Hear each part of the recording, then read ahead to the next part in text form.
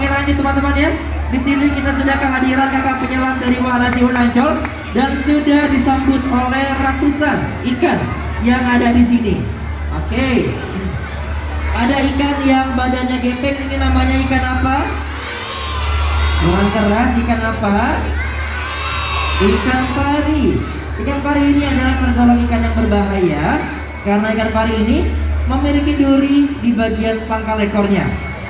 Duri tersebut namanya stingray dan menyimpan racun yang bernama serotonin ya teman-teman ya.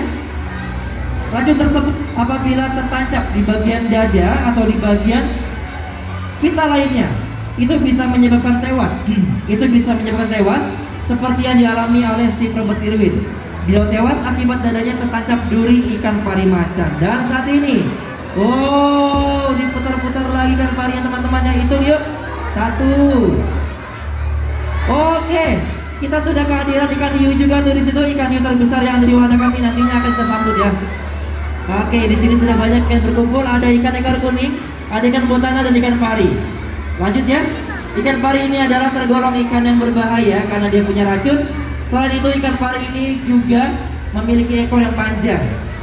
Ekor panjang tersebut memiliki kemampuan yaitu mencambukkan di area dada. Apabila kita sedang berdiri dan kita menyentuh ikan pari, ini ada ikan apa? Ikan hiu, jenisnya ikan hiu apa? Hiu sirip hitam. Oke, nanti kita akan berkenalan dengan ikan hiu tersebut.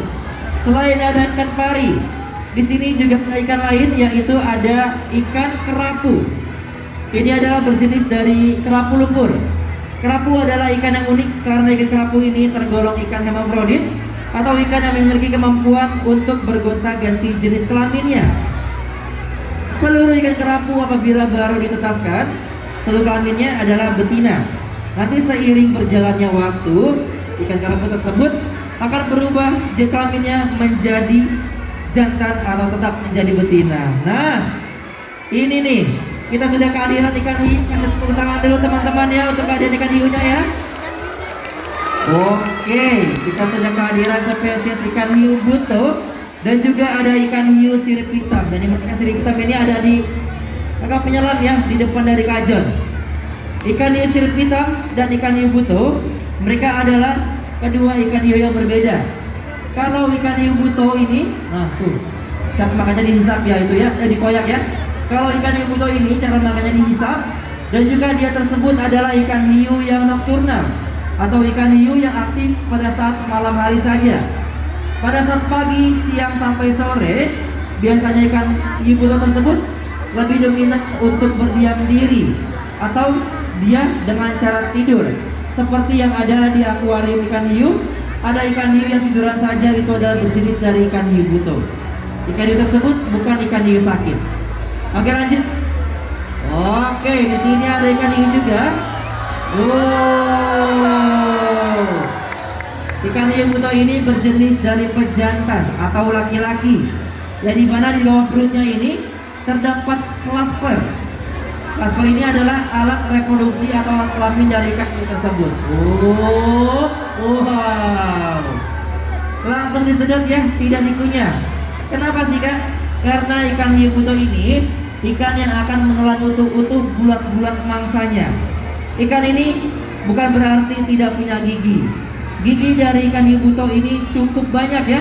Dari kiri sampai ke kanan itu jumlahnya 20. Dari depan sampai belakang jumlahnya 22 baris gigi tajam.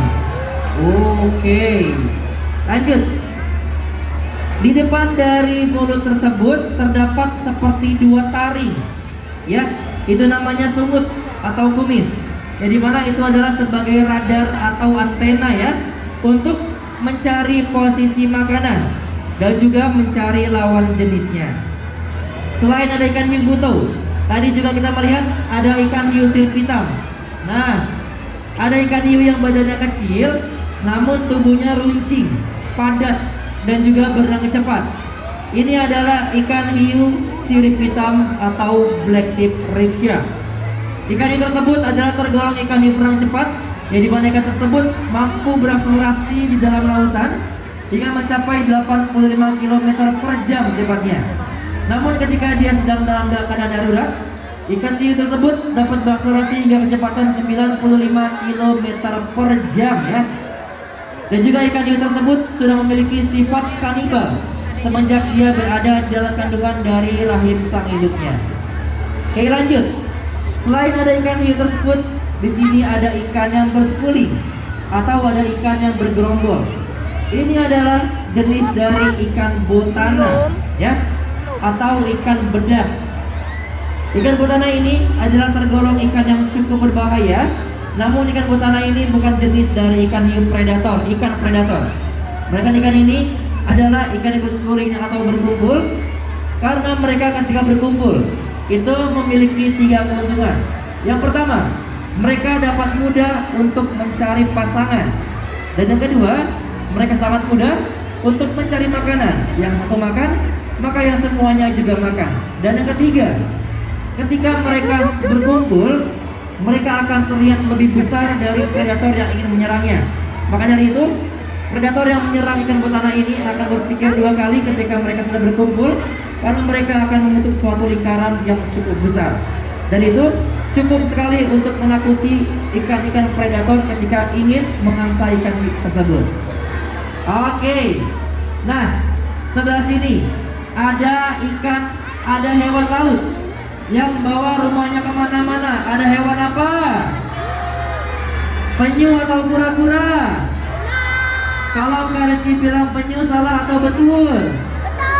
Kalau Kak Rizky bilang kura-kura, betul atau salah? Oke, tepuk tangan dulu untuk adik-adik ya. Kita adik-adik sudah bisa membedakan yang mana penyu dan yang mana kura-kura. Terlihat sama, namun mereka adalah 2 biota yang berbeda. Oke, lanjut. Kalau penyu hidup di air apa? Penyu hidup di air laut. Sedangkan kura-kura hidup di air tawar. Dan juga kura-kura juga hidup di daratan. Maka dari itu, antara penyu dan kura-kura, kura-kura lah yang mendapatkan predikat hewan amfibi, bukan penyu. Karena apa? Karena penyu ini lebih banyak menghabiskan waktu 90% di dalam air laut. Sedangkan 10%-nya lagi, penyu tersebut akan naik ke daratan untuk meninggalkan telur-telurnya. Oke, lanjut ya. Penyu, kakinya berbentuk seperti sirip atau seperti dayung yang dinamakan dengan kaki slipper.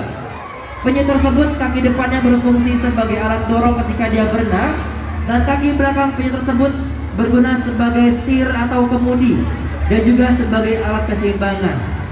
Yang dimana penyu ini apabila dia berada di daratan, keempat kakinya ini akan digunakan sebagai alat untuk berpindah jalan, alat untuk berpindah diri, atau alat untuk berjalan. Dan penyu, kaki belakang penyu ini akan digunakan sebagai cangkul atau alat untuk menggali tanah atau menggali pasir ketika sang penyu ingin meninggalkan telur-telurnya di area pesisir pantai.